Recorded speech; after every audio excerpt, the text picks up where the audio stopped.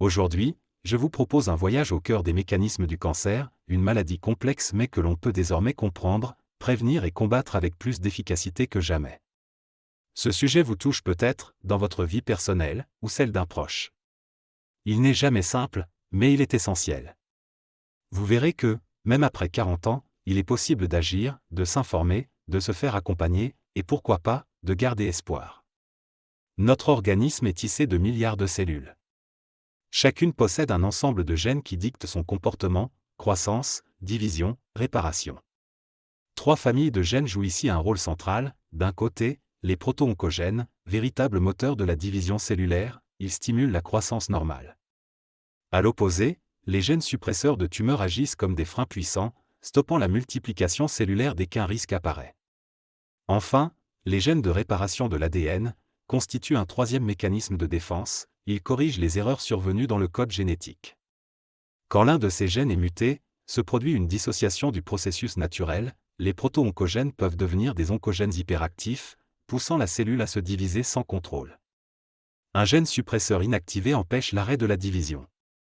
Et si le système de réparation de l'ADN dysfonctionne, les anomalies s'accumulent, jusqu'à générer une tumeur, un amas de cellules anarchiques. Selon son comportement, la tumeur sera dite bénigne, si elle reste localisée, ou maligne, si elle envahit les tissus voisins. Les cellules malignes ont ce pouvoir redoutable, elles peuvent migrer dans le sang ou la lymphe, atteindre un autre organe et fabriquer de nouvelles tumeurs secondaires. Ce phénomène s'appelle la métastase, stade le plus dangereux de la pathologie. Pourquoi certaines cellules subissent-elles cette dérive? Dans une minorité de cas, cela tient à l'héritage génétique, on est avec des mutations, par exemple, dans le gène BRCA1 ou BRCA2, prédisposant au cancer du sein ou de l'ovaire. Mais l'essentiel des cancers se développe au fil du temps, sous l'influence combinée de facteurs internes et externes. L'exposition prolongée au soleil, les substances cancérigènes contenues dans la fumée de cigarettes, la pollution atmosphérique, certains produits industriels, même une alimentation trop riche en viande transformée ou pauvre en fibres. Tous ces éléments fragilisent progressivement les mécanismes de réparation cellulaire. Chez les plus de 40 ans, la vigilance est de mise, car le corps répare moins bien les erreurs accumulées au long des années. Aux États-Unis, environ un tiers des personnes développeront un cancer au cours de leur vie. Il en existe plus de 100 types, chacun ancré dans un organe différent. Parmi eux, le cancer du sein demeure le plus fréquent, et le cancer du poumon le plus mortel. Mais si ces chiffres peuvent inquiéter, les avancées scientifiques marquent une réelle évolution. Depuis le début des années 90, les progrès sont incontestables. La mortalité liée au cancer a reculé de plus de 26% aux États-Unis, une baisse qui se traduit par plus de 2 millions de vies sauvées, une avancée significative portée par des campagnes de dépistage précoce, des traitements ciblés et un accompagnement psychonutritionnel renforcé. En 2018, une étude internationale publiée dans The Lancet Oncology a suivi plus de 150 000 personnes pendant 10 ans, visant à évaluer l'impact du dépistage du cancer colorectal. Les résultats indiquent une réduction de la mortalité de 22% chez les participants, simplement grâce à une détection précoce des lésions précancéreuses. Cela démontre combien il importe de ne pas attendre les signes cliniques, souvent visibles trop tard.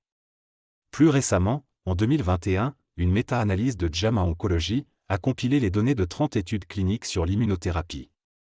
Cette approche stimule le propre système immunitaire pour attaquer les cellules cancéreuses. Le constat est saisissant, certains patients porteurs de tumeurs avancées, notamment dans les cancers du poumon ou de la peau, voient leur survie à 5 ans, augmenter de 30% par rapport à ceux soumis uniquement au protocole classique. Ces chiffres ouvrent une perspective nouvelle sur la manière de concevoir le traitement du cancer. Avec l'âge, le corps accumule les traces de notre histoire, exposition, mode de vie, stress, alimentation. Aux alentours de 40-45 ans, ces facteurs peuvent commencer à laisser des signes plus visibles. Un grain de beauté qui change, une fatigue tenace, une toux qui persiste, un saignement inattendu, tous ces signaux méritent qu'on ne les ignore pas. La détection précoce repose sur des outils adaptés. Pour les femmes, la mammographie peut révéler un cancer du sein avant même qu'il ne soit palpable. Pour les hommes, le dosage du PSA contribue à repérer les premiers stades du cancer de la prostate. Quant au cancer colorectal, recommandé dès 50 ans en France, la réalisation d'une coloscopie est un moyen efficace d'identifier, voire d'éliminer, les polypes avant qu'ils ne se transforment. Adopter ensuite un mode de vie plus protecteur termine le dispositif.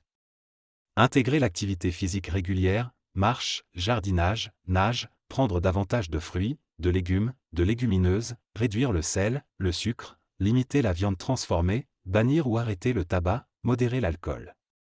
Ce n'est pas une mode, ni un dogme à suivre, mais plutôt un respect du corps et du long terme, à partir de 40, 50 ans, voire plus.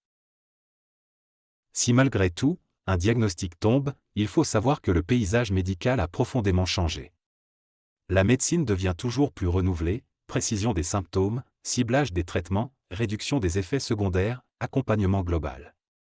L'immunothérapie, la radiothérapie guidée, les molécules ciblées, la chirurgie moins invasive, tout cela forme aujourd'hui une panoplie aux côtés des approches classiques. Au-delà des traitements, l'accompagnement psychologique, la prise en charge nutritionnelle et psychomotrice, la présence de proches, un groupe de parole, tout cela améliore la qualité de vie, aide à lutter contre la fatigue, les angoisses, les effets secondaires. Vivre avec un cancer, ce n'est pas subir, c'est aussi se réinventer, trouver des projets, des petits bonheurs, un équilibre jour après jour. Le cancer n'est pas une finalité, mais une réalité biologique qu'on peut désormais prévenir, détecter précocement et traiter de façon plus ciblée. Si vous avez plus de 40 ans, n'ignorez aucun symptôme nouveau, informez-vous, participez au dépistage adapté, et adoptez progressivement une hygiène de vie responsable. Vous êtes le principal acteur de votre santé. Sur Santé Zen, nous continuerons à vous proposer des conseils pratiques, éclairés et accessibles. Et surtout, rappelez-vous, seul un médecin peut poser un diagnostic précis et vous conseiller un traitement adapté. Prenez rendez-vous, posez vos questions, préparez-vous et donnez-vous les meilleures chances.